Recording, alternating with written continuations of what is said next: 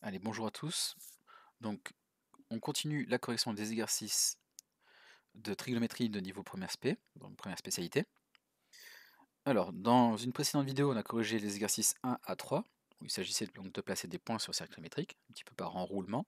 Là, on va continuer, donc on a fait le cas de pi sur 2, pi sur 4, pi sur 3. On passe dans cet exercice à pi sur 6. Alors, on va zoomer un petit peu, comme ça on va mettre en grand. Donc il s'agit d'aller de 0 pi sur 6 jusqu'à 24 pi sur 6. Donc on va en faire beaucoup de tours.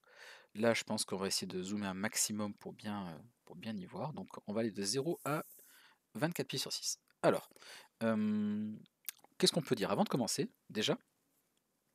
Donc vous voyez que là, j'ai déjà tracé un certain nombre de traits. Pi sur 6, donc ça correspond à quoi? Donc je vous rappelle que ici, nous avions, dans la précédente vidéo, on a vu que là, à cet endroit-là, hop, nous avions en fait pi sur 3. Pi sur 3, c'est quoi? Ça correspond à un angle qui fait, hop, allez, on va écrire en fin. Donc ici, nous avions un angle qui faisait 60 degrés.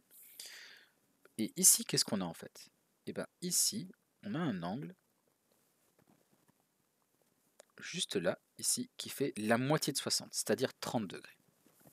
Voilà, donc je vais réeffacer ce que j'ai mis là. Je vais bien faire apparaître les différents points dont je vais avoir besoin.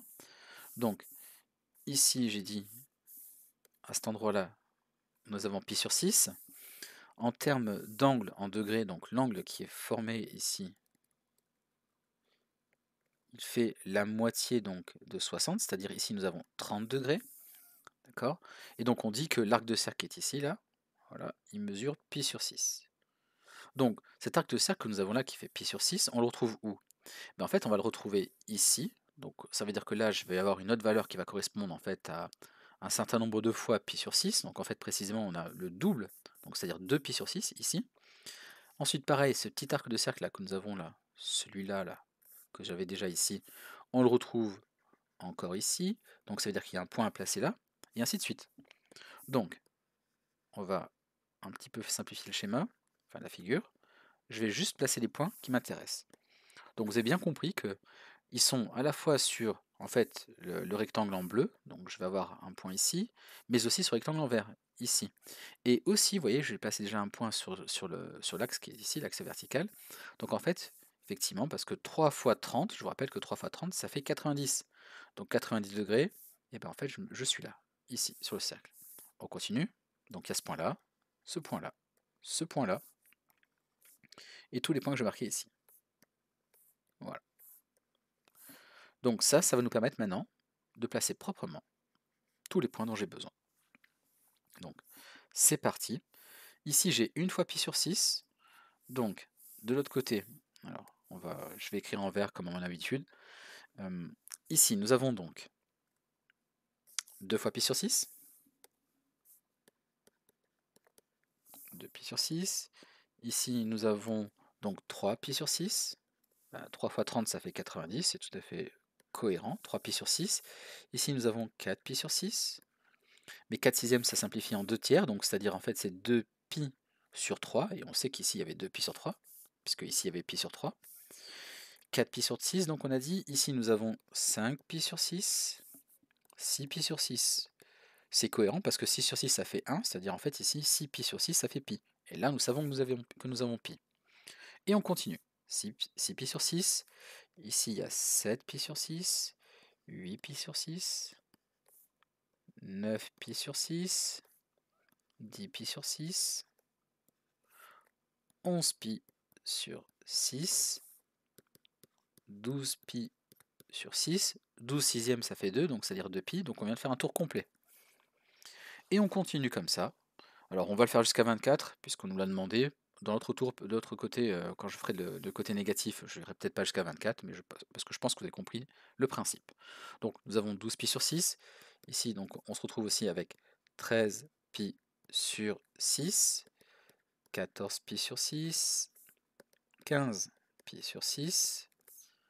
Ici, nous avons 16 pi sur 6, 17 pi sur 6, ici, donc pour ce point-là. On en est maintenant à 18 pi sur 6, 18e, je vous rappelle que ça fait 3, donc en fait 3 pi. Ensuite, on continue avec 19 pi sur 6. On a 20 pi sur 6. On a ici 21 pi sur 6. 22 pi sur 6. Ici 23 pi sur 6. 24 pi sur 6. Et je pense qu'on est bon. Oui, on est bon. Donc voilà pour le premier tour. Enfin, pour la première question, pas pour le premier tour, parce qu'en fait, on vient de faire exactement 2 tours. Voilà. Donc, une question de fait. Il s'agit maintenant de faire la même chose, mais du côté, dans le sens négatif. Donc, qu'est-ce que ça nous donne? Ben, encore une fois, comme toujours, on va le faire en rouge. On va faire un tour. Donc, c'est parti pour le premier tour. Ici, j'ai 0. Donc, l'autre côté, en tournant dans ce sens-là, donc là, ici, nous avons le sens négatif. Donc là, il y a 0. Là, ici, il y a moins pi sur 6 par symétrie. Si ici, j'ai pi sur 6, là, déjà, j'ai moins pi sur 6. Ici, nous avons moins 2 pi sur 6. Ici, moins 3 pi sur 6.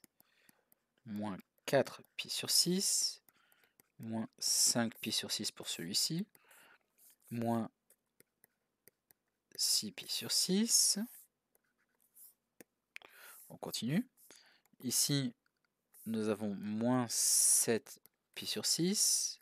On continue. Ici, nous avons, puisque là, il y avait 8 pi sur 6, bien par symétrie, j'ai forcément ici moins 8 pi sur 6. Et ainsi de suite.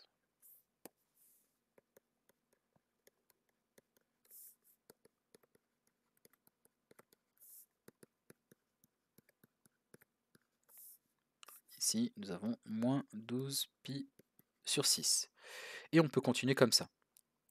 Donc, si j'ai moins 12 ici, en continuant, de l'autre côté, j'ai moins 13 pi sur 6, moins 14 pi sur 6, moins 15 pi sur 6, moins 16 pi sur 6, moins 16 pi sur 6, ici on passe à moins 17 pi sur 6, moins 18 pi sur 6, moins 19 pi sur 6, moins 20 pi sur 6, moins 21 pi sur 6, moins 22 pi sur 6, moins 23 pi sur 6, moins 24 pi sur 6.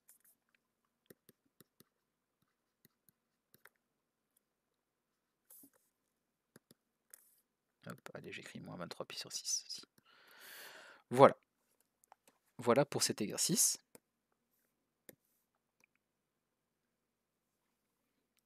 On va arrêter la vidéo là-dessus. Comme ça, elle n'aura pas été très très long. Et c'est terminé.